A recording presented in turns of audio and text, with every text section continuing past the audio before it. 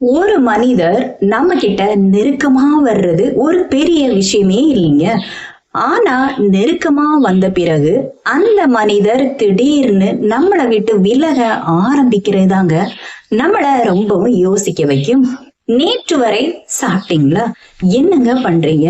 இன்றைக்கு நாள் எப்படிங்க போச்சுது அப்படின்னு கேட்டுட்டு இருந்தவங்க இன்றைக்கு ஒரே ஒரு வார்த்தையில மட்டும்தாங்க பதில் சொல்றாங்க.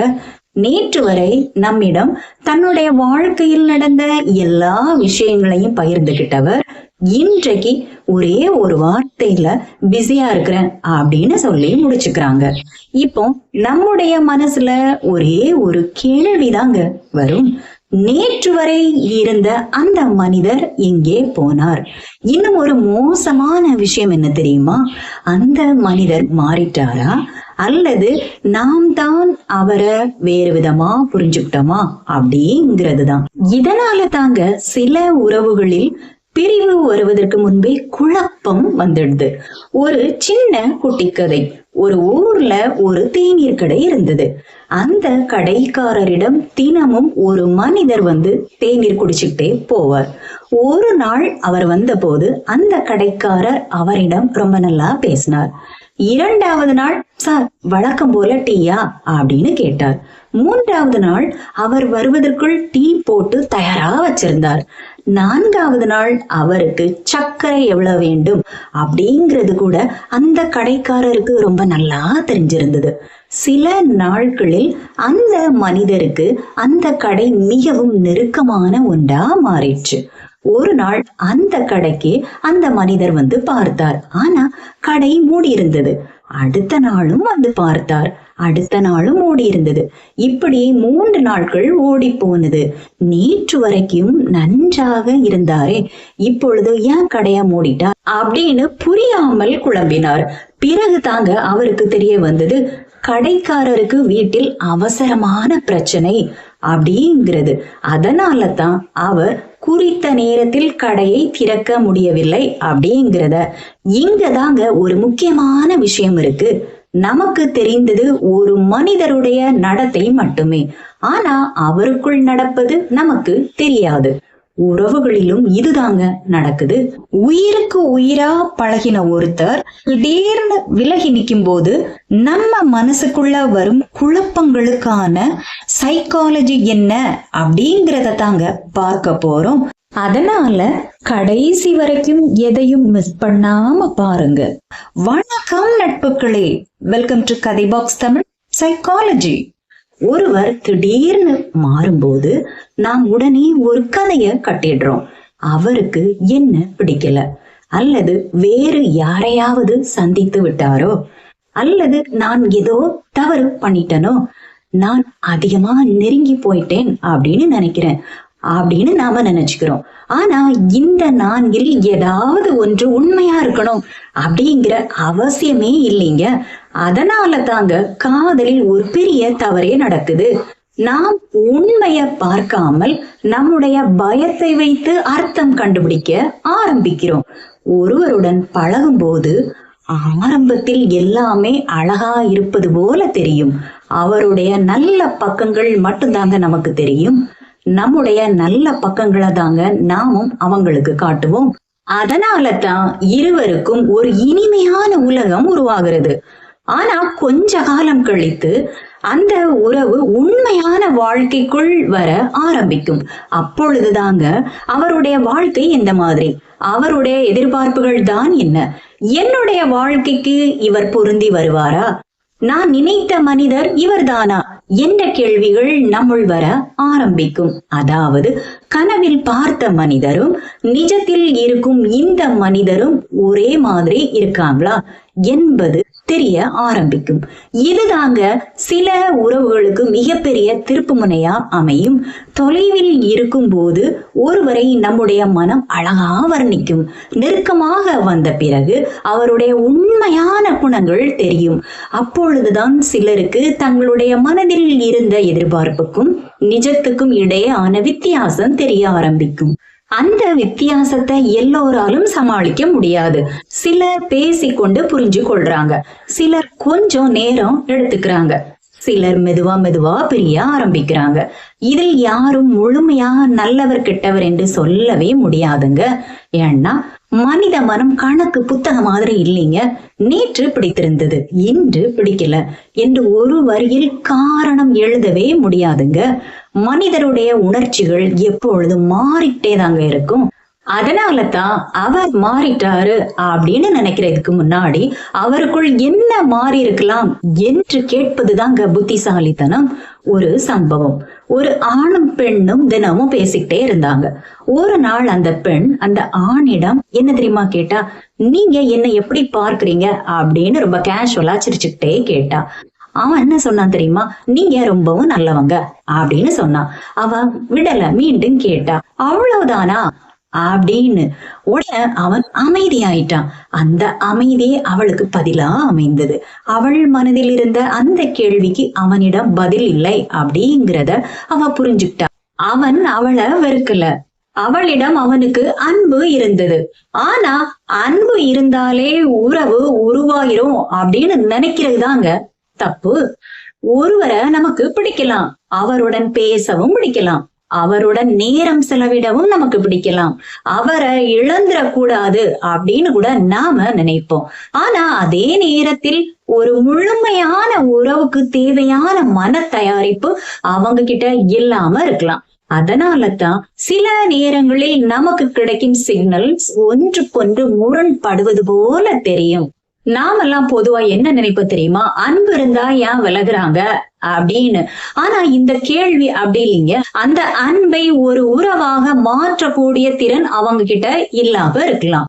அதனால தான் அன்பு இருந்தாலும் அவங்க நம்மளை விட்டு விலகுறாங்க. நம்ம ஊர்ல ஒரு பழமொழி சொல்லுவாங்கங்க, அளவுக்கு மீறினால் அமிர்தமும் நஞ்சு அப்படின்னு.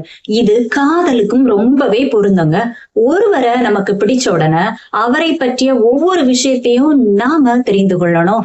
அவருடைய ஒவ்வொரு மெசேஜுக்கும் அர்த்தம் கண்டுபிடிக்கணும். அவர் ஆன்லைன்ல வந்தாரா அப்படிங்கிறத பார்க்கணும். ரிப்ளைய தாமதம் அப்படின்னு யோசிக்கணும். இப்படி ஒருவரை சுற்றியே நம்முடைய முழு கவனமும் திரும்பிட்டு அப்படின்னா அவருடைய ஒரு சிறிய மாற்றம் கூட நம்முடைய மனசுல ஒரு பெரிய புயலை உருவாக்கிறோம். அவர் கொஞ்சம் விலகினா கூட நமக்கு அவர் என்ன விட்டு போயிட்டாரோ அப்படின்னு இது தோன்ற வைக்கும். அதனால தான் சில நேரங்களில் அவர் எடுத்தது ஒரு சிறிய இடைவெளியா கூட இருக்கலாம், ஆனா அது நம்மள ரொம்பவும் பாதிக்கும். நாம் கொடுத்த அந்த அர்த்தம் தாங்க ஒரு பெரிய பிரிவை உண்டாக்குறதுக்கு காரணமா அமைஞ்சிடும். அதனால தாங்க உணர்ச்சி அதிகமா இருக்கிற நேரத்துல முடிவெடுக்க கூடாது அப்படின்னு சொல்லுவாங்க. கொஞ்சம் அமைதியா இருங்க. ஒரு நாள் நடத்தைய வச்சு மட்டும் முடிவு பண்ணிடாதீங்க. ஒரு பேட்டர்னை தொடர்ந்து பாருங்க. அவர் தொடர்ந்து மாறுகிறாரா, உங்களுடன் பேச முயற்சி பண்றாரா, உங்களுடைய நிலைய புரிஞ்சுக்க முயற்சி பண்றாரா, அல்லது இந்த உறவு முழுவதையும் நீங்க தான் தூக்கி சுமக்குறீங்களா அப்படிங்கிறத கவனிச்சு பாருங்க. இதற்கான பதில் தாங்க உண்மைக்கு அருகில் உங்களை அழைத்து செல்லும். சரி, இப்ப நாம அடுத்த விஷயத்துக்கு வருவோம். ஒருவர் உங்களிடமிருந்து விலக ஆரம்பிச்சா நாம என்ன செய்யணும் அப்படிங்கிறத பற்றி தான். நாம அவரை துரத்த வேண்டாம், அதே நேரத்தில் அவரை பனிஷ் செய்யவும் வேண்டாம். நான் உங்களுடன் பேச மாட்டேன், நீ என்ன செய்யறா என்று பார்க்கலாம் அப்படின்னு சைலண்ட் கேம் விளையாட வேண்டிய அவசியமும் இல்ல. காதல் அப்படிங்கிறது ஒரு போட்டி கிடையாதுங்க. யார் முதலில் மெசேஜ் செய்யறாங்க என்று கணக்கு வைத்து கொண்டு வாழ வேண்டிய உறவும் கிடையாது. அமைதியா இருங்க. உங்கள் வழக்கமான வாழ்க்கையை வாழ தொடங்குங்க. தேவைப்பட்டா நேரடியா கேளுங்க. நம்முடைய கம்யூனிகேஷன் கொஞ்சம் மாறி இருக்கு. உங்களுக்கு ஏதாவது பிரச்சனைகள் தொந்தரவுகள் இருக்கா அப்படின்னு கேளுங்க. அவர் சொல்ல விரும்பினால் கேளுங்கள். அவர் ஸ்பேஸ் வேணும் அப்படின்னா அந்த ஸ்பேஸ நீங்க அவருக்கு கொடுங்க. அவர் தெளிவாகவே விரும்பல அப்படின்னா அந்த உண்மையையும் நீங்க ஏற்றுக்கொள்ளுங்கள். ஏன்னா ஒருவருடைய மனதில் இடத்தை கேட்டு வாங்கவே முடியாதுங்க. அப்படி பெற வேண்டிய அவசியமும் இல்லை. உண்மையான இடம் இருந்தா அது இயல்பாகவே உங்களுக்கு தானாக கிடைச்சிடும். விட்ட இடத்தில் தான் வேர் பிடிக்கும் அப்படின்னு சொல்லுவாங்க.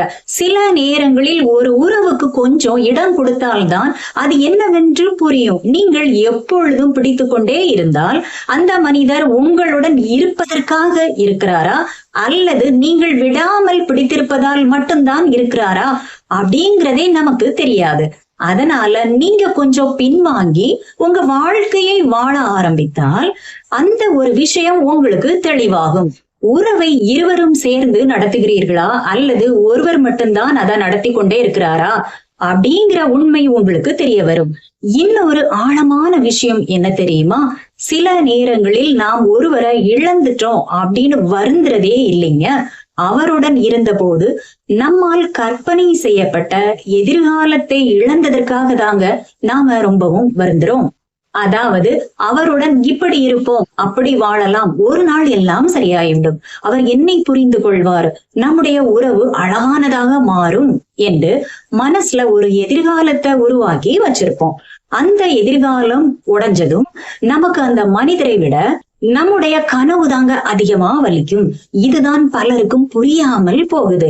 அதனால தான் சில நேரங்களில் நாம் பிடித்து கொண்டிருப்பது அந்த மனிதரே இல்லைங்க, அவரை பற்றிய நம்முடைய கற்பனையை.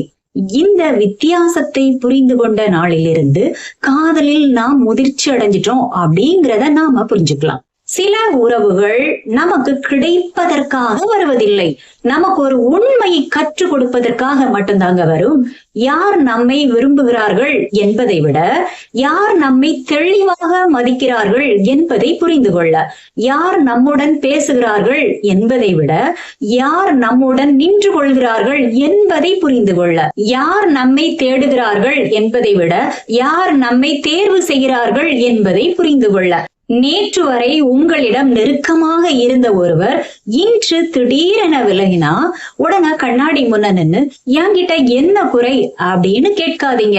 மாறாக இந்த உறவில் உண்மையில அப்படி என்ன நடந்துட்டு இருக்கு அப்படிங்கிற கேள்வியை நீங்க உங்களுக்குள்ளே கேட்டு பாருங்க. இவ்வளவுக்கு அப்புறமும் நான் அவரை நேசிக்கிறேனா அல்லது அவர் ஒரு நாள் மாறிவிடுவார் என்ற நம்பிக்கையை நேசிக்கிறேனா அப்படிங்கிறத கேட்டு பாருங்க. இந்த 2 கேள்விகளுக்கும் விடை கிடைச்சிட்டு அப்படின்னா உங்களுடைய குழப்பம் அதிலேயே தீர்ந்துவிடும். உங்களை விட்டு ஒருவர் விலகியது உங்கள் மதிப்புக்கான தீர்ப்பு அல்ல. அவர்களுடைய பயணம் வேறு, உங்களுடைய பயணம் வேறு அப்படிங்கிறத நாம புரிந்து கொள்ள. சிலர் நம்மிடம் நம்ம வாழ்க்கையை அழகாக்கிட்டு போறாங்க, சிலர் நமக்கு ஒரு பாடத்தை மட்டும் கற்றுக் கொடுத்துட்டு போறாங்க. இரண்டுமே வாழ்க்கையின் ஒரு பகுதி தாங்க. ஒருவர் விலகிய பிறகு அவரை பிடிச்சுக்கிட்டு அவர் பின்னாடியே ஓடிட்டு இருந்தா ஒரு நாள் நாம திரும்பி பார்த்தா நாம நம்மையே இழந்திருப்போம். ஆனா இது நடக்கவே கூடாதுங்க. காதல் வேண்டும், ஆனா அதை விட நம்மை நாமே இழக்காத காதல் வேண்டும். ஒருவர் நம்மள தேர்வு செய்யறாரா இல்லையா அப்படிங்கிறத நாம தீர்மானிக்கவே முடியாதுங்க. ஆனா அவர் நம்மளை விட்டு விலகிய பிறகு நம்முடைய வாழ்க்கையை நாம எப்படி வாழணும் அப்படிங்கிறத நம்மால் தீர்மானிக்க முடியும். இதுதாங்க செல்ஃப் ரெஸ்பெக்ட், இதுதாங்க எமோஷனல் ஸ்ட்ரென்த், இதுதாங்க முதிர்ந்த காதலும் கூட. நம்மை விட்டு விலகியவரை பிடிச்சுட்டு நிக்கிறது காதலே இல்லைங்க. அவர் விலகிய பிறகு நம்மை நாமே கைவிடாமல் இருப்பது தாங்க உண்மையான அன்பு. இந்த சிந்தனை உங்களுக்கு எல்லாம் பிடிச்சிருந்துச்சுன்னா லைக் பண்ணுங்க, உங்களுடைய கருத்துக்களை கமெண்ட் பாக்ஸ்ல தெரியப்படுத்துங்க. இதை போல தொடர்ந்து வர கதை பாக்ஸ் தமிழ் சைக்காலஜி சேனலை சப்ஸ்கிரைப் பண்ணிக்கோங்க. மீண்டும் உங்கள் எல்லோரையும் இன்னொரு காணொலியில சந்திக்கிறேன். Until then, thank you.